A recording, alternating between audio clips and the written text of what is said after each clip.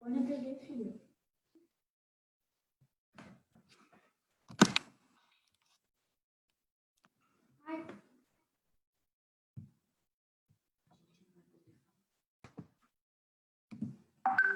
Pastor, Tudo bom, meu amigo? esse fundo aí, pastor. Fundo aqui, eu tô consertando ele agora. Aí, deu, né? Ok.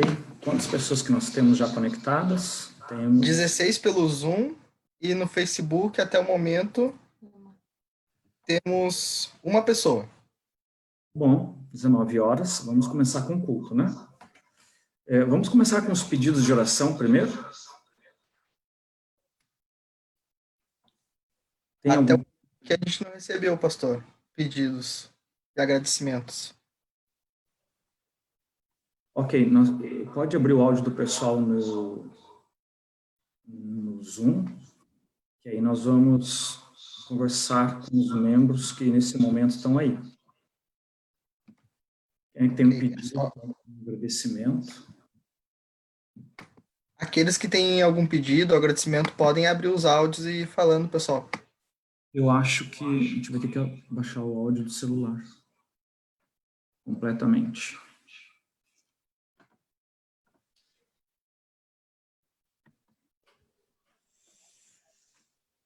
Maria Dutra. Pelo Facebook, a Patrícia Motim agradece pela vida, saúde e pelos cuidados de Deus. Amém. Um agradecimento importante, né? Maria Dutra, ela agradeceu antes. Tem mais algum do Face, Léo? Por enquanto, só o da Patrícia. Tá. Aqui no Zoom. Pode ler os do Zoom aí, que a gente tem já uns 2, 3 aí. A Maria Dutra, ela agradece pela vida e ela pede pela saúde da família. A Josiane Garcia agradece a Deus pelo cuidado com a sobrinha dela, pois ela caiu da janela de casa, mas está bem e não sofreu nada de grave. Amém por isso. A Patrícia, ela pede pela saúde da Daia Gonçalves e pela vida do Nicolas. Quem é Daia Gonçalves? Eu não sei se talvez seja a Dayana, mas aqui no Facebook saiu Daia. Da escola? Eu acho que não. Não sei, pastor. Não, tá bom. Se a Motim, se puder nos esclarecer quem é a Daia. Ok. Ventura agradece pela misericórdia de Deus para conosco. Ok, muito bom. Gustavo agradece a Deus pelos livramentos da semana e pede oração pela saúde dela e o casamento dela também. Gustavo, quem é Gustavo? É o filho A Dayana e Gustavo. Ah, tá. É da São Lucas, né? Isso. A Patrícia esclareceu quem é a Daya aqui, pastor. É a prima dela. Prima. Ah, tá. Lembrei. Ontem, eu acho que é o caso de ontem, que a Patrícia comentou comigo ali, pedindo oração ali por eles. Ok? Vamos orar por eles aí, porque é sempre importante. Quem é que está... É a Clarice Inês, está com o microfone ligado. Não sei se ela quer fazer algum pedido. Eu quero agradecer. Pode agradecer, Clarice. Eu quero agradecer pela notícia que eu tive agora, que o seu Sérgio, ali da Aparecida, ele teve um ameaça de infarto, e ele fez uma cirurgia. A gente orou aqui, no caso eu orei aqui, e outras pessoas também lá da Aparecida, pela recuperação dele. Graças a Deus a notícia foi boa, da recuperação dele, que ele já fez a cirurgia. E quero pedir também oração para Dona Marlene, que está com câncer, e o seu José. Quem é essa Marlene que está com câncer? Ela é uma conhecida, ela mora na Aparecida, mas é uma conhecida dali, da minha sobrinha. Tá bom. É sogra da minha sobrinha que mora ali. E essa senhora o caso dela é bem, bem grave mesmo. E o seu José, que mora aqui em Gravataí, também teve está com câncer também, a gente está orando por ele. E quero agradecer pela vida, pela saúde, por tudo que Deus tem feito na nossa vida. Amém. É isso. O irmão Sérgio, ele ontem à noite, ele pegou comigo aqui o ingresso para ir no drive-in hoje ali do lado do Beira-Rio. E pelo ato que eu recebi do Samuca, eles estavam indo para lá quando ele teve esse infarto, ameaça de infarto.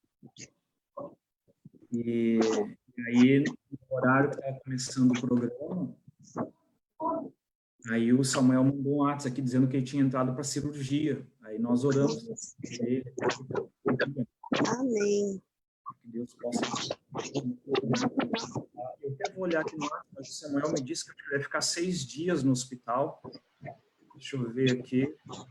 Eu vou, nessa semana,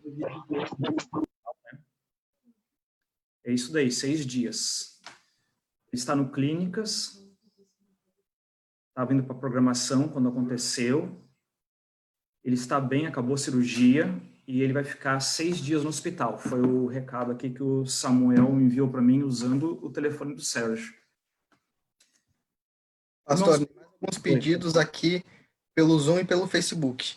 No Zoom, Laurie agradece pela misericórdia de Deus, por ela e pela família. O Dieter agradece pelas bênçãos de Deus e o pedido de oração dele é pela saúde da irmã Vanessa e sua bebê Laís. Uhum. No Facebook, a Senira agradece pela misericórdia de Deus e pela vida da família dela. Uhum. E Viviane Deporte agradece pela recuperação do pai dela, que teve 2 ameaças de infarto, está no Instituto do Coração. Viviane Deporte, quem é? Isso, é a esposa do Kleber. Ah, tá. Vamos orar. Como é que é o nome do pai dela? Não botaram aqui. Ah, mas é o pai da Viviane, né? Isso. Ok, vamos orar então por ele, né? Pela Viviane, eu não sei quantos filhos ele tem, né? Sabemos que ele tem, que é a Viviane, que eu sei, né? Agora não sei quantos mais ele tem. Vamos orar por eles aí, pela família. Mais algum, Léo? Mais algum pedido? Até o momento parou os pedidos. Tá bom. Aumentou o número de participantes. Sim, o pessoal vai chegando, né? Tá chegando. Legal. Meus amigos, esse momento assim de oração, né, não é quarta, é domingo, mas é muito importante a gente ter esse momento de oração e orar uns pelos outros, porque a oração de intercessão, ela tem poder. Deus abençoa, Deus responde a oração de intercessão. E o interessante da oração de intercessão é que mesmo que a pessoa não saiba ou não queira, a gente está orando por ela e Deus atende. Isso que é o interessante da oração. E, por exemplo, um exemplo bem real, bíblico, que eu vou dar aqui para vocês sobre a intercessão. Às vezes, o inimigo está estragando com a vida de uma pessoa. E vocês sabem que Deus, ele vai protegendo a pessoa, mas Deus não tem toda a autonomia para mexer naquele coração. Assim como o inimigo também não tem toda a autonomia. Até me parece que isso aí seriam regras da batalha, né? Não seria um jogo, mas poderíamos dizer que seria regras do jogo, né? Mas o que acontece? Quando nós vamos interceder por alguém, nós estamos pedindo para Deus que ele interfira, e é tudo isso que ele precisa. Aí o inimigo vai dizer assim, não, mas a vítima aqui não pediu a tua ajuda. Aí Deus vai dizer, mas eu posso mexer nele porque alguém está orando por ele. Então Deus atua. Então a oração intercessória, ela tem um poder muito grande. Ela pode ser usada nos momentos mais difíceis de uma pessoa, quando ela mesma não tem, às vezes, força, ânimo para buscar Deus. Deus está ali protegendo, mas quando alguém ora por ela, o céu atua mais respondendo a oração de uma pessoa. E se todos orarem, né? Se uma igreja estiver orando, o poder é muito maior. Então, nós precisamos dedicar mais tempo para a oração, orar uns pelos outros, mencionar as necessidades, aquelas que podem ser faladas. A gente precisa fazer isso porque isso daí tem poder mesmo. Temos mais algum pedido de oração antes da nossa oração? A pergunta que o senhor fez, o nome do pai da Viviane é Vilmar Deporte. E ele tem Ah, filhos. ok. E o Vilmar. Paulo Brasil te mandou um abraço. O Paulo Brasil está assistindo? Eu Aham. até, Assistiu pelo Facebook. o Paulo Brasil, irmão Brasil, eu acho que você está no distrito errado, viu? Você tem que vir para o lado de cá, porque tem uma tesouraria aqui para você cuidar, viu? Um abraço para vocês e para a tua família. Então, vamos orar, então? Vamos pedir aqui. Deixa eu ver aqui. Encaixa mais um último pedido? Claro, claro, claro. O irmão Osmar Sampaio pede oração pela família dele.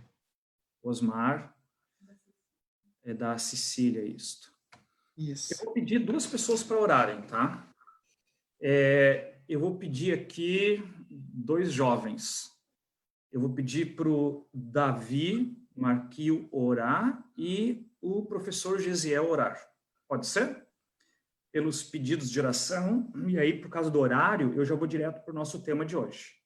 Então, o Davi ora, depois o Gesiel ora pelos nossos pedidos, os agradecimentos, as pessoas que mencionaram aí, e também pela mensagem de hoje. Podem dirigir aí. Tá. Vamos orar. Querido Deus, estamos em tua presença, queremos te pedir a tua direção sobre este culto de domingo. Queremos te pedir também pelos pedidos aqui feitos, que o Senhor possa atendê-los. Também cuide de nós, das nossas famílias. Seja conosco e abençoando este culto. Em nome de Jesus, amém. Amém. Querido Deus, ainda na tua presença, Senhor, queremos louvar o teu nome pelo final de semana abençoado que concedeu a cada um de nós. Agradecemos, Senhor, porque hoje em Porto Alegre tivemos ali alguns batismos na parte da manhã, outros agora à tarde, alguns estarão acontecendo agora à noite. Obrigado, Senhor, por ter cuidado de cada uma dessas famílias, pelas decisões que tomaram, e que nós possamos agora, nas igrejas em que elas vão congregar, possamos cuidar dessas pessoas, Senhor, para que permaneçam nos teus caminhos. De forma especial nessa hora, ao ser aberta a tua palavra, que o Senhor possa usar mais uma vez o pastor Milton na mensagem, que ele possa ser inspirado pelo teu Santo Espírito e nós possamos sentir a tua presença através das palavras que estaremos ouvindo.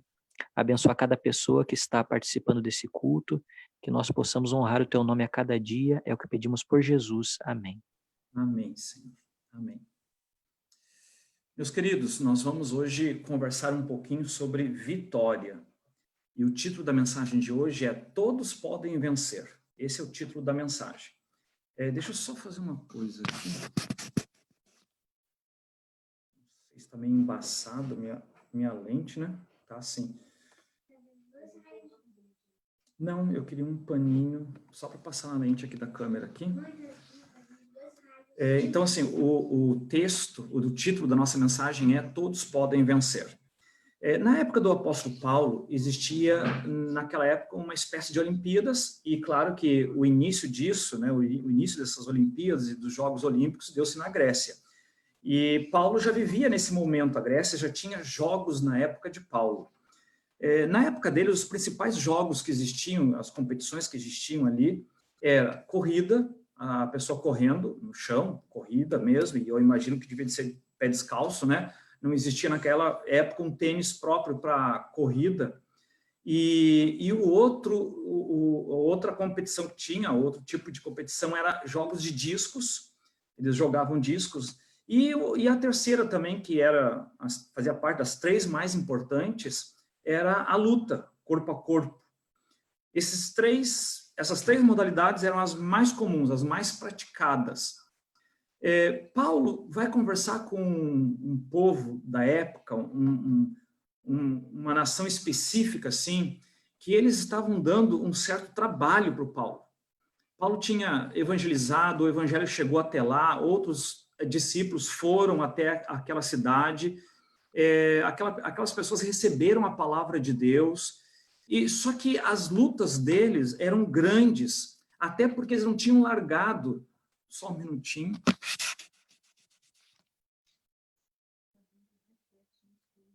Ok, melhorou agora, né?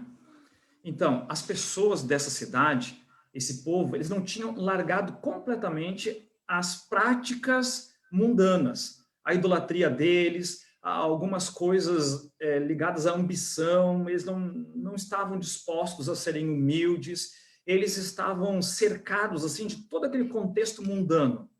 E claro, uma pessoa que não se entregou totalmente, ela não tem condições de ter o coração transformado.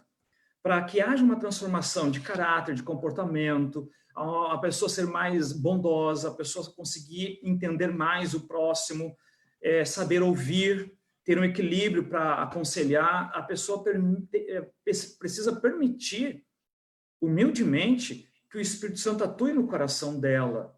E o Espírito Santo vai abrindo a mente da pessoa e ela vai enxergando, vai percebendo alguns traços de caráter que precisam ser mudados, consertados. E o povo dessa cidade, eles não estavam tão preocupados com isso. A ambição humana, a ganância, ainda continuava firme no coração deles. Eu estou falando do povo de Corinto. O povo de Corinto é um povo ali que o processo de conversão como nação foi bem complicado. E aí o Paulo vai explicando para eles, irmãos, vocês precisam mudar em alguns aspectos. E aí Paulo vai conversando. Em Corinto, ali em 1 Coríntios e 2 Coríntios, essas duas cartas, Paulo explica muita coisa sobre cristianismo, porque ele acaba falando de todos os pontos para o mesmo povo. Ele fala de Santa Ceia, ele fala de vestimenta, ele fala de dom de língua, ele fala de briga, ele fala de liderança de igreja, enfim, e ele trata de algumas doutrinas também que o povo não tinha aceitado, e quando 2, 3 entendiam a doutrina, os outros 10, 20 ficavam ferrenhos, brigando em cima do pensamento antigo. Então, imagina assim, uma cidadezinha difícil para pastorear. Era essa que Paulo estava cuidando. E 1 Coríntios, abra sua Bíblia aqui em 1 Coríntios, vamos acompanhar o texto bíblico. As pessoas, no capítulo 9, o Paulo está falando aqui sobre um certo de liberdade, uma certa liberdade que no contexto anterior, isso foi debatido, foi questionado, porque as pessoas estavam presas nas crenças antigas e elas eram muito amarradas, né? Não pode comer a carne da vaca que foi dedicada aos ídolos. E uns diziam que podiam comer, outros diziam que não podiam comer. E aquele evangelho que chegou em Corinto para ser um evangelho de libertação, um evangelho de felicidade para eles, um evangelho que era para trazer alegria. Esse evangelho acabou sendo uma coisa difícil, pesada, né? Porque começa com isso não pode, aquilo pode, isso não pode, aquilo pode, e assim se foi. Então, quando chega no capítulo 9, o Paulo está falando sobre uma liberdade, a liberdade do evangelho. O evangelho não é uma coisa para fazer a pessoa sofrer por causa do peso do evangelho, das normas, das leis. Então, no versículo 1, ele diz assim, não sou eu, porventura, livre? Não sou apóstolo? Não vi Jesus, nosso Senhor? Acaso não sois fruto do meu trabalho no Senhor? Vocês já entenderam o argumento dele aqui, né? Gente, eu sou cristão, eu vi Jesus, eu preguei para vocês, eu sou apóstolo para outras pessoas e eu sou livre, eu sou feliz, ele está dizendo. E ali ele vai argumentando, questionando com o povo, e ele diz agora que mesmo sendo livre e com alegria e com liberdade, ele consegue atuar de várias maneiras, sem sofrer. E aí no versículo 19, ele fala, porque sendo livre de todos, fiz-me escravo de todos, para poder ganhar o maior número de pessoas possível. Então o apóstolo Paulo está dando uma orientação espiritual para os membros, dizendo, vocês são livres, e pregar o evangelho é uma coisa boa. E no contexto dele, que o Paulo coloca aqui, né, ele está dizendo que isso é indispensável.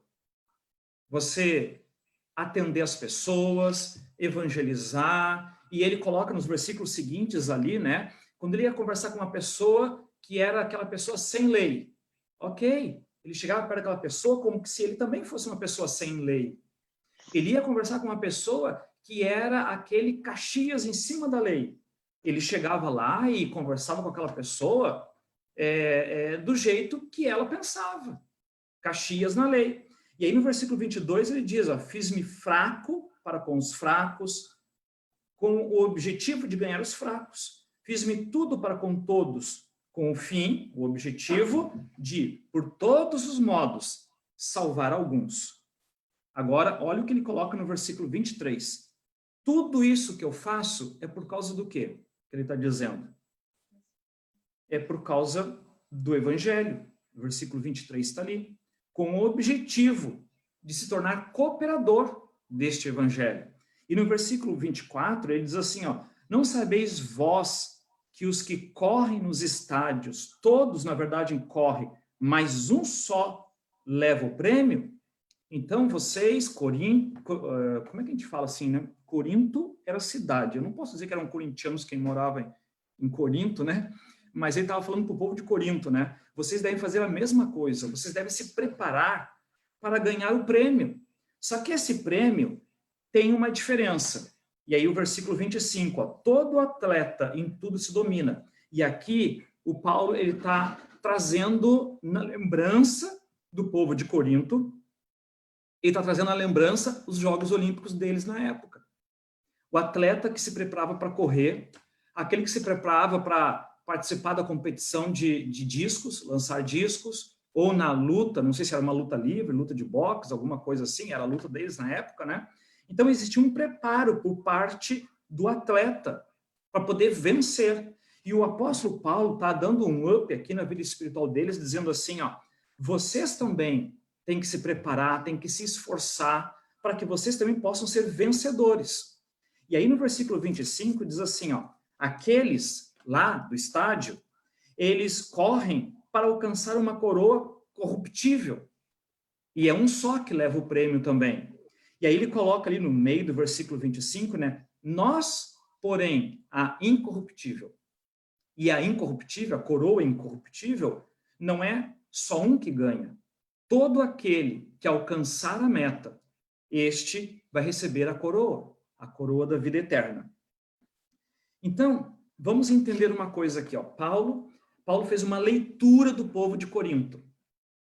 Paulo conhecia o contexto deles, as disputas, a falta de conversão, e Paulo, de uma maneira muito inteligente, muito sábia, chama eles para uma entrega maior, para uma liberdade na pessoa de Jesus Cristo, e Paulo diz para eles também o exemplo dele, olha o que eu tenho feito, eu me doei e sou livre, eu trabalho com todos os tipos de pessoas e sou feliz, e isso é importante, ele destaca ali, né, para poder participar da pregação do Evangelho. E agora, depois de ter preparado o coração desse povo, ele leva o pensamento deles da vitória da terra, dos Jogos de Roma, ele leva isso, da Grécia, os Jogos da Grécia, ele leva isso agora para o céu. De uma coroa corruptível, daqui da terra, para uma coroa incorruptível. Se você olhando o verso 26, Paulo explica para eles um detalhe a respeito dele mesmo.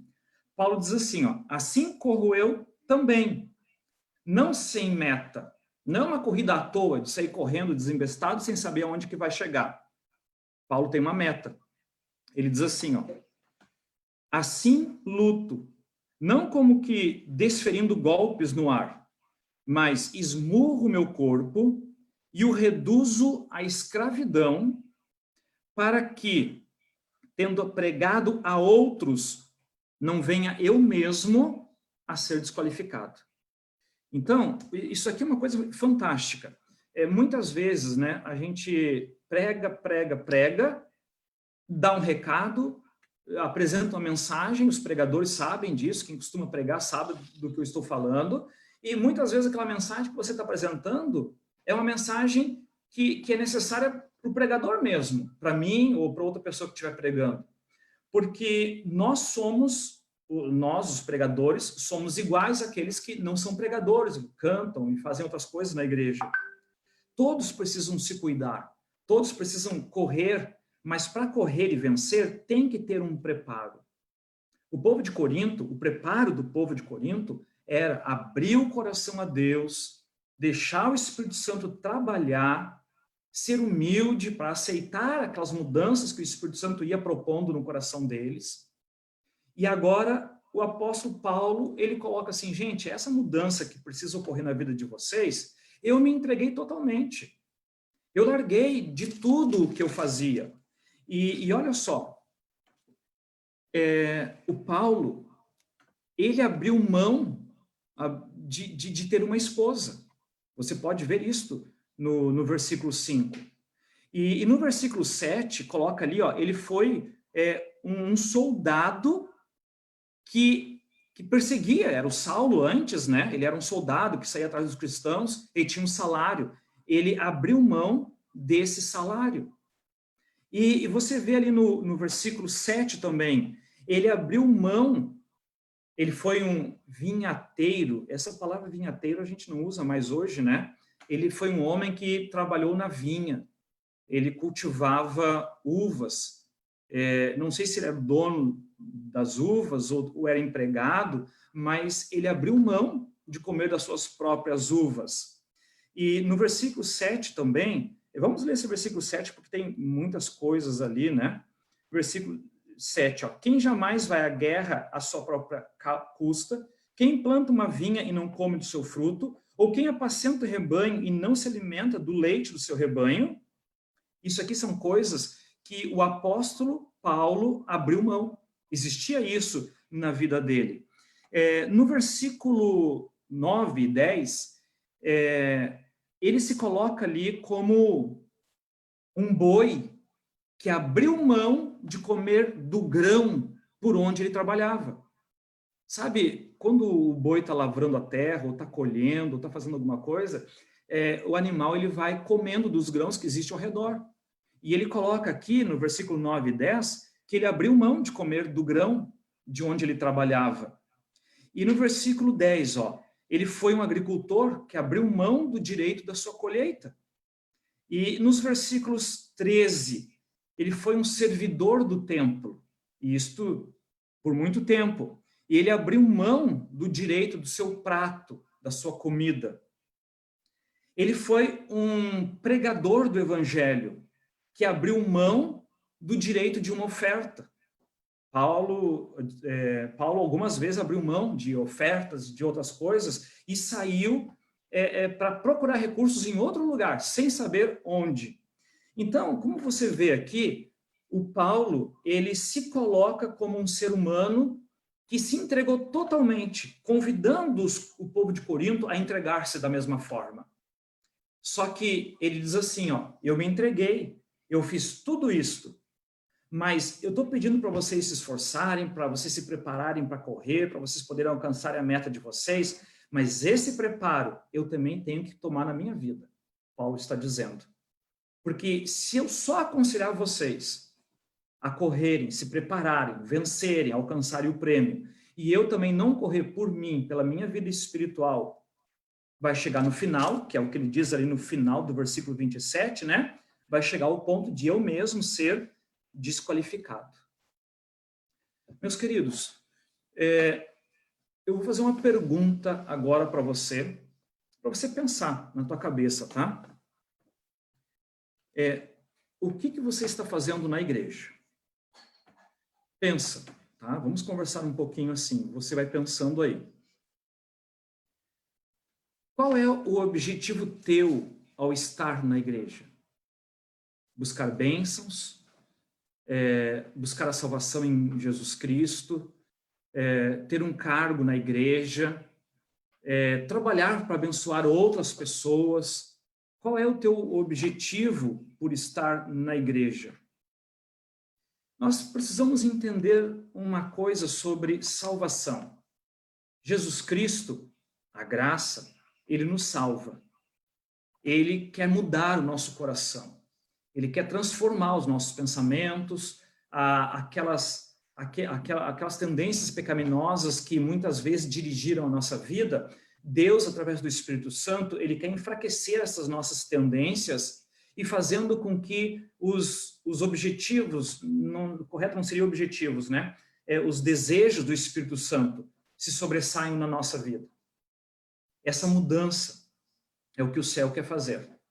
Quanto mais nós permitimos que essa mudança ocorra na nossa vida, mais nós vamos ser usados por Deus, mais nós vamos ser abençoados por Deus, mais nós vamos ser úteis na causa de Deus, mais o céu vai poder olhar para nós, olhar para você e vai dizer assim, ó, você vai citar o teu nome, vai dizer assim, ó, essa pessoa, o céu está chamando agora para abençoar aquele vizinho, para levar pão para alguém, sabe? O céu planejando as coisas. Então, quanto mais você se entrega a Jesus, mais abençoado você é.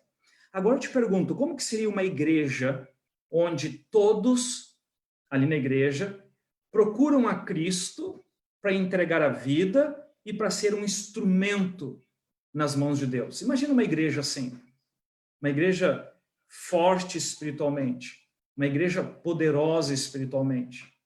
Esta igreja, ela seria diferente de todas as demais.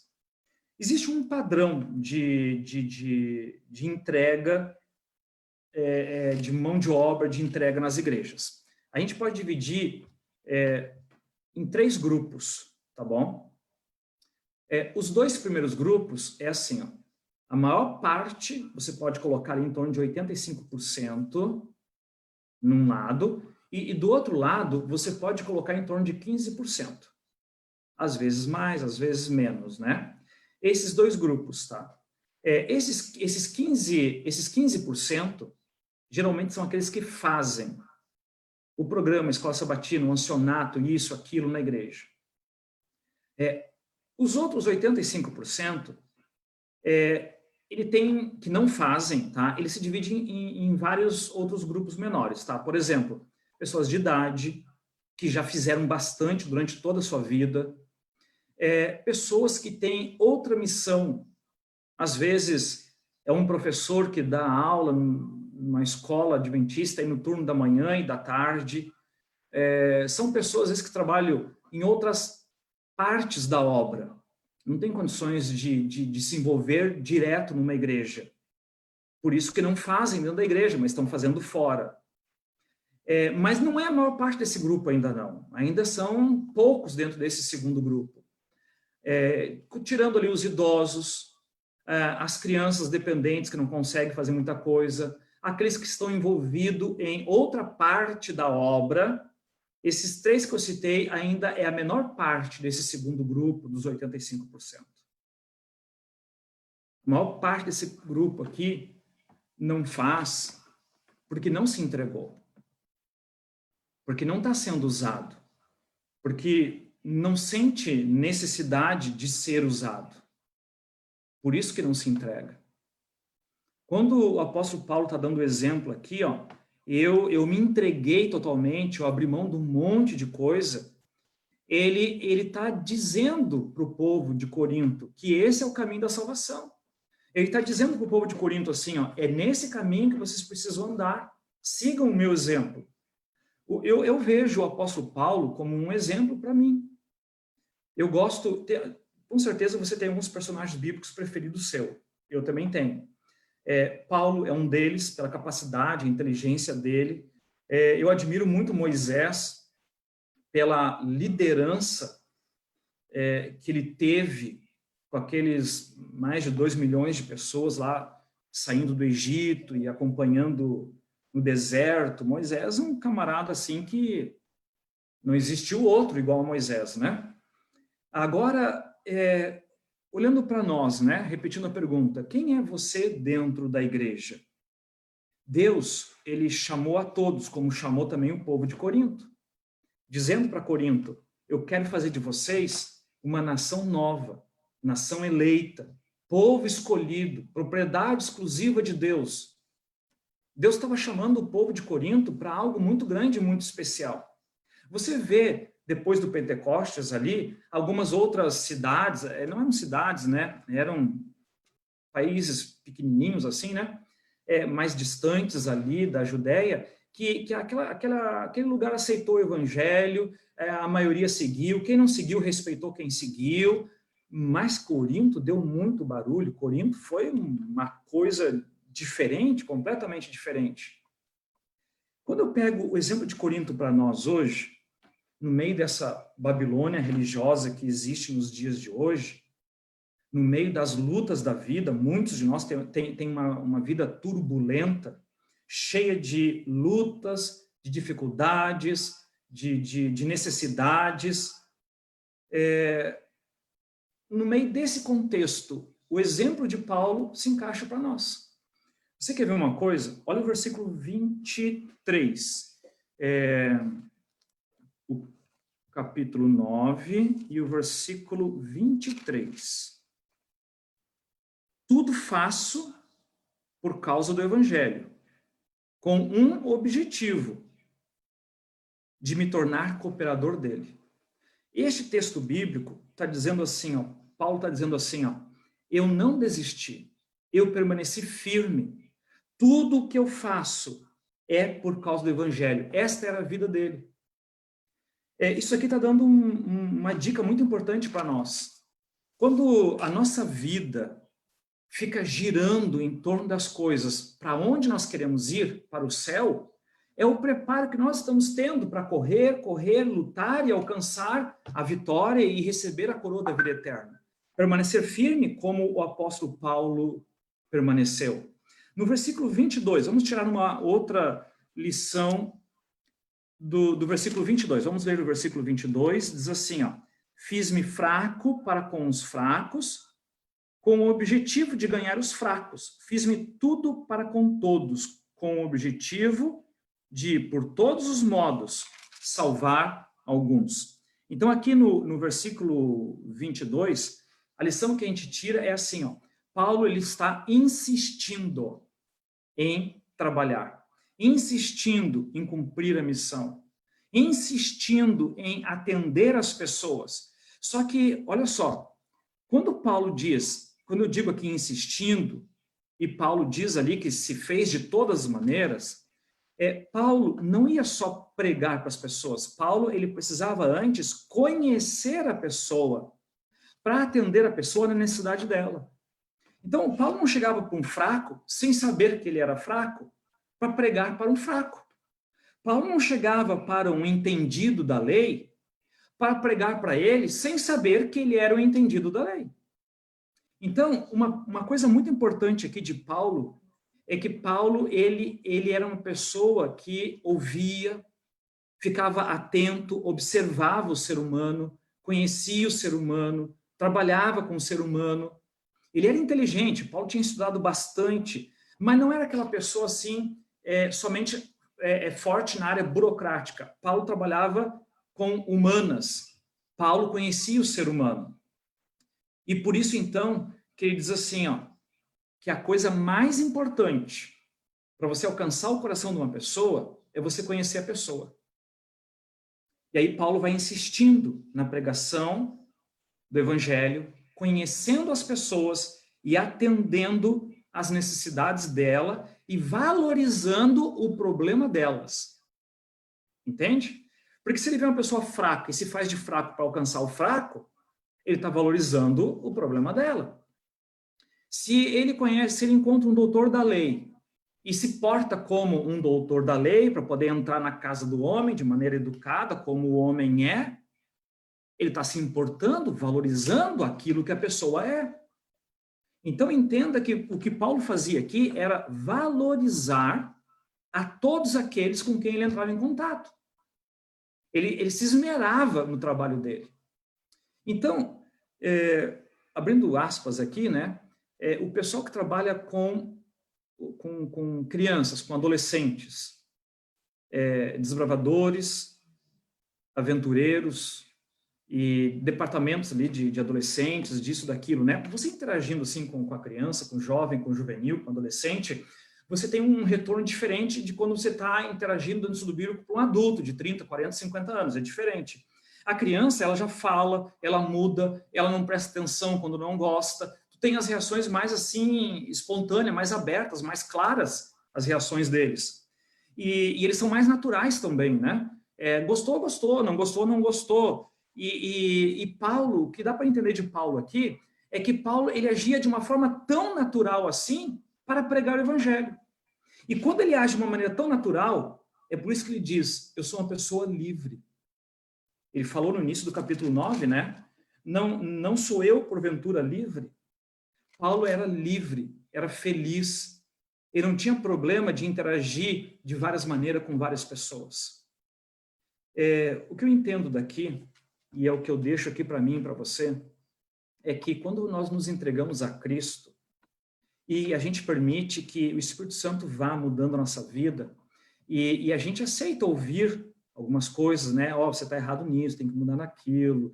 Esse comportamento não convém a uma pessoa que é cristã, uma pessoa que acredita em Cristo. Quando a gente vai dando ouvidos para essas coisas, vai tendo humildade, vai mudando, vai crescendo, a nossa vida ela vai se transformando de uma maneira que aquele que está tendo a vida mudada, ele não percebe a grande mudança que está ocorrendo. Mas os familiares dele, que não são adventistas, que convivem com ele, às vezes na mesma casa, esses percebem a mudança que está tendo na vida da pessoa. E a pessoa sempre se torna uma pessoa mais alegre, mais feliz, mais trabalhadora, mais competente naquilo que ela está fazendo. Essa alegria de Paulo é uma alegria que vem do céu. Antes da conversão dele, quem era o Paulo antes da conversão dele? Era um homem realizado? Era. Ele fazia o que gostava? Fazia.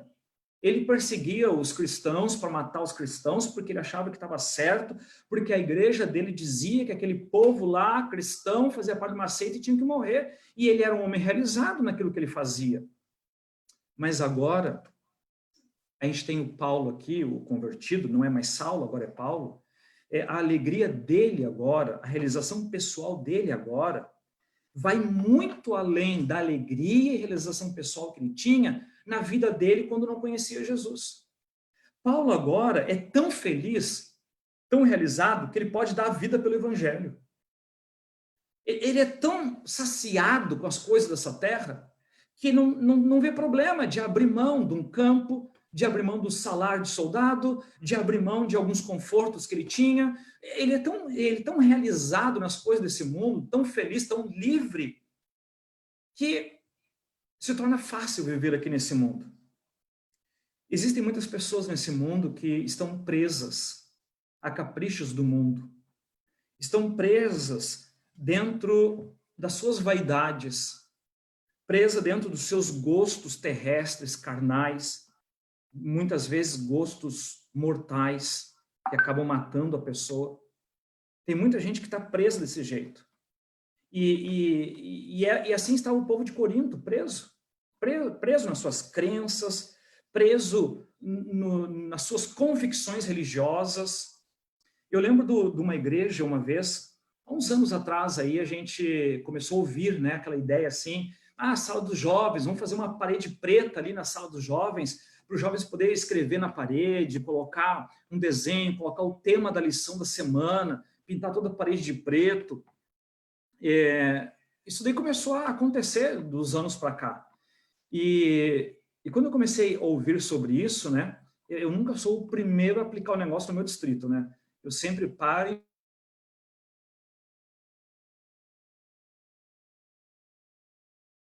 lá no meu distrito aconteceu isso, a gurizada ficou animada, sabe aquela liberdade dentro da sala da escola sabatina?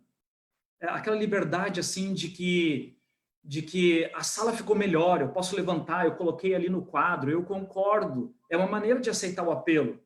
Então, começou a render esse negócio da parede preta. O que um pastor levou para nós? Nós pastores estavam conversando sobre isso, e um deles falou assim, lá na minha igreja, lá tem uma irmã, que ela não quer deixar pintar a parede, aquela tinta de quadro negro, sabe? Para você escrever, né? A irmã disse que não dá para pintar a parede preto, que preto é coisa de Satanás, que isso, que aquilo. Aí a gente começou, assim, nós pastores, né? A gente ri de uma situação dessa, mas também é muito triste, né? Gente, o que é isso, né? Não pode pintar a parede preto porque essa irmã, ela está presa em umas crenças que não faz sentido. Ela tá olhando mais para a regra do que para o coração da pessoa.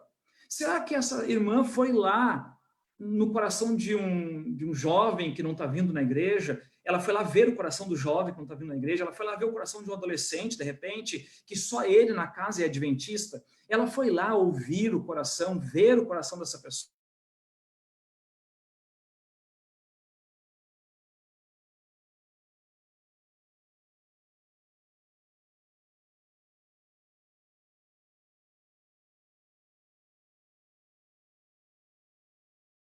Não foi o pastor que contou a história, mas foi um outro pastor, e eu também, eu disse assim, não, essa aí é minha ideia também. A conversa nossa seria assim, ó.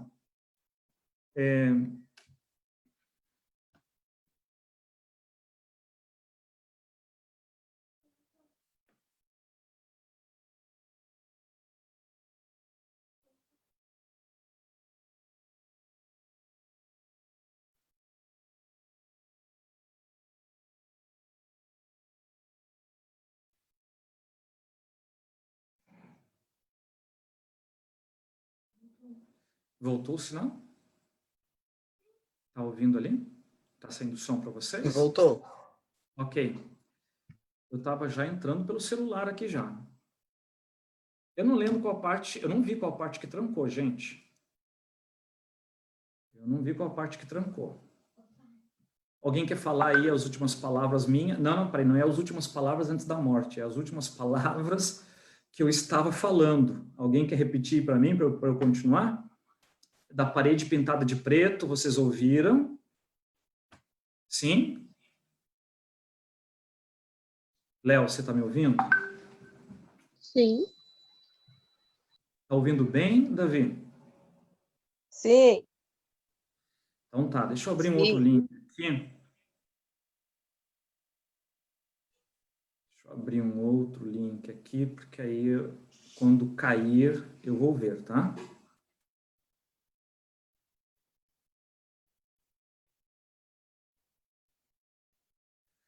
Ok?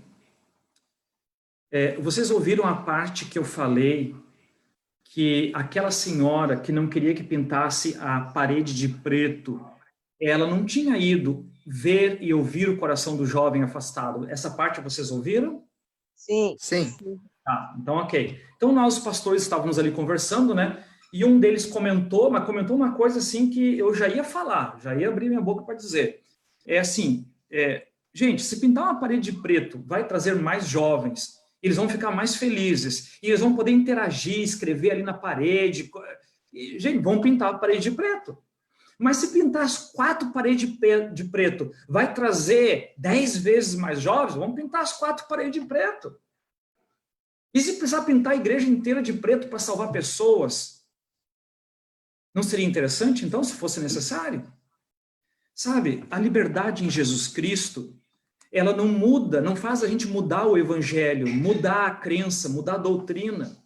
Mas a liberdade em Jesus Cristo nos dá poder para ultrapassar barreiras e alcançar mais pessoas. E alcançando mais pessoas, que nem o apóstolo Paulo falou no final do versículo 9, acaba ele mesmo tendo cuidado dele mesmo para não se perder. E quando você alcança mais pessoas, quando você consegue, pelo poder do Espírito Santo, pelo teu envolvimento, pela tua entrega, ser transformado em Jesus Cristo, ser transformado por Jesus Cristo, inevitavelmente você vai ser salvo também. Dá para entender isso? Não tem como não ser salvo. Aquela pessoa que está cheia do evangelho, transbordando de evangelho, passando o evangelho para as outras pessoas, inevitavelmente ela vai ser salva também. Meus queridos, para a nossa vida, nos últimos dias que a gente tem aqui nessa terra, o que a gente precisa é conversão. Ah, pastor, eu já sou convertido. Eu, pastor, também já sou convertido. Mas a nossa conversão, ela é um processo. Ela começa, eu vou usar a expressão aqui do Paulo, tá bom? Ela começa quando a gente cai do cavalo. Quando a ficha cai, quando você percebe que tem que ir para este lado, para Cristo, para a igreja, aí isso daí é o início do processo. A conversão final, eu acho que eu posso dizer assim que ela não existe, tá bom? Por quê? Porque nós vamos viver num processo de conversão até a volta de Jesus Cristo. E quando Jesus Cristo voltar, nós seremos transformados de corruptíveis para incorruptíveis. Transformados. E o nosso processo de conversão vai até nós darmos o nosso último suspiro ou até a volta de Jesus Cristo, se nós estivermos vivos. Eu quero ler aqui para vocês um texto de Ellen White que fala sobre a vitória nossa através de Jesus Cristo. Olha só que interessante.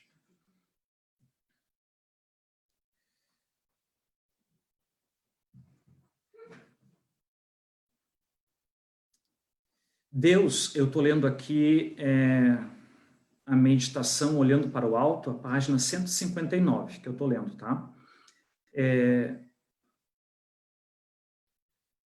Quando nos lembramos que ninguém sabe quando o seu tempo de graça findará, como ousamos viver despreparados, desprevenidos para nos encontrarmos com nosso Senhor? Como que a gente ousa continuar pecadores e manchados pelo pecado? Por que não temos medo de estar manchado pelo pecado?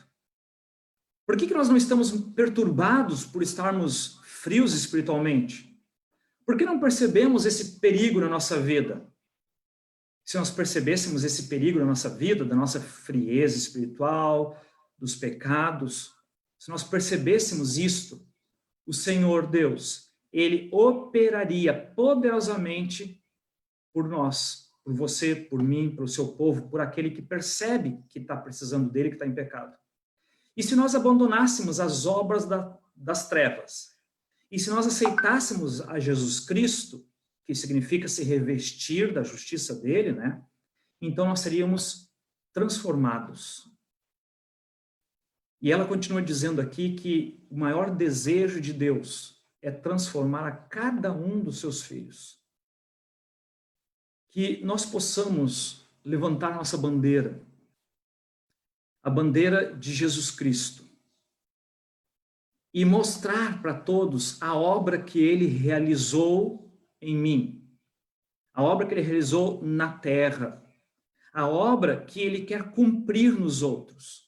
O que Paulo fez foi isso, aqui no capítulo 9. Ele levantou a bandeira e disse: eu sou isto, Cristo fez isto em mim. E vocês, povo de Corinto, permita que ele faça isso no coração de vocês. Abram mão dessas picuinhas que vocês ficam discutindo. Abram mão. Tem gente dando a vida para conseguir uns trocados a mais aqui nessa terra. Eu abri mão de todo o dinheiro, o Paulo está dizendo. A obra que Cristo realizou sobre a terra, lá no passado, ela deve ser cumprida hoje por cada um de nós. E esse poder do Espírito Santo é que vai levar adiante o poder do Espírito Santo é o que vai levar adiante a missão de Cristo, mas através de mim, através de você. Vou falar isso aqui com outras palavras, né? Não é eu e você que vamos cumprir a missão. É o Espírito Santo que vai cumprir a missão, através de mim, através de você. Nós somos instrumentos de Deus, ou instrumentos do inimigo. O apóstolo Paulo, ele fala em outro livro, né, que ele era escravo do pecado. Mas agora que ele é livre, ele se faz escravo de Cristo, para poder fazer tudo aquilo que Cristo pede para ele fazer. Porque se ele não for escravo de Cristo, inevitavelmente ele vai ser escravo do pecado. Então, nós precisamos entender que a situação é tão fácil e tão boa porque nós somos apenas instrumentos. Às vezes, quando a gente fala de cumprimento da missão na igreja, né, tem gente que arrepia, tem gente que dá urticária, sai coçando, porque a igreja tem que cumprir a missão, tem trabalho missionário, dar um estudo bíblico, fazer alguma coisa. É uma entrega. É o processo da conversão. O convertido, ele vai levar o evangelho para outros se converterem. Mas o trabalho, a preocupação, a correria, ela é do Espírito Santo. É ele que casa as pessoas, né? No sentido assim, ó, um sedento pelo pão espiritual e um outro disposto a dar o pão espiritual. O Espírito Santo mostra um para o outro. e assim o evangelho vai sendo propagado. Meus queridos, a conversão particular, a entrega particular, cair do cavalo, o primeiro passo, é o que nós precisamos fazer e depois ir repetindo isto, para que a gente não dê tanto trabalho para o Espírito Santo como o povo de Corinto deu. O apóstolo Paulo aqui orou muito pelo povo de Corinto, né? Muita coisa ele escreveu nessas 2 cartas, né? Eu estou com a Bíblia aberta aqui, né? No capítulo 11, a discussão do véu dentro da igreja, né? Uma coisa tão simples, né? Tão simples. Vai com véu, vai sem véu, né? Hoje tem gente que dentro da igreja é assim também, né? Irmãos, coloque teu coração nas mãos de Jesus Cristo. A cada manhã, quando você acordar, procure a Deus, ore. Eu preciso fazer isso também na minha vida, porque a nossa entrega é diária. Sempre que for possível, participe de todas as atividades da igreja. Nós precisamos disso. Numa das nossas igrejas, no sábado, aí eu perguntei assim, quantos de vocês assistiram um culto de quarta? Mais ou menos assim, ó. 10, 20. Eu estou calculando assim por cima, né? Olhando os que levantaram a mão com mais ou menos quantos tinham dentro da nave, eu acho que uns 5% levantou a mão que tinha assistido o culto de quarta-feira. E aí eu perguntei do de domingo, aí ninguém lembrava se tinha assistido o culto de domingo. Às vezes eu também não lembro, né? Mas nós precisamos buscar a Deus. Tem muitas pessoas que não estão buscando como deveria. Vamos fazer como Paulo disse aqui, vamos nos entregar totalmente. Vamos permitir que o Espírito Santo trabalhe. Vamos orar mais e vamos nos envolver mais nas coisas de Deus. Que Deus abençoe a cada um de vocês. Que Deus dirija a tua vida espiritual particular, só você e Deus. Que Deus te ilumine para você entender a palavra bíblica quando você for ler a Bíblia, ler a lição da escola sabatina. O Espírito Santo vai estar ali para te ajudar. Que Deus abençoe você. Vamos cantar o hino final. O Léo, você já separou o hino final?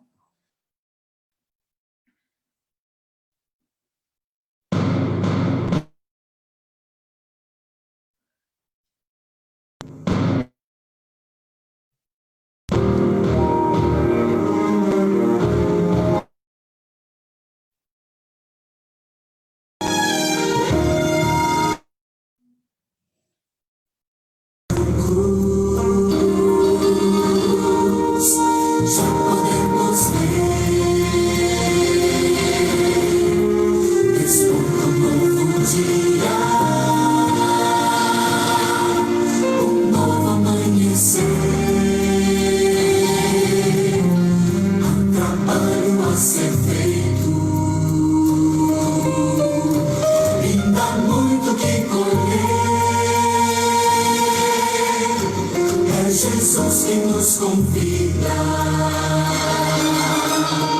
O que vamos responder?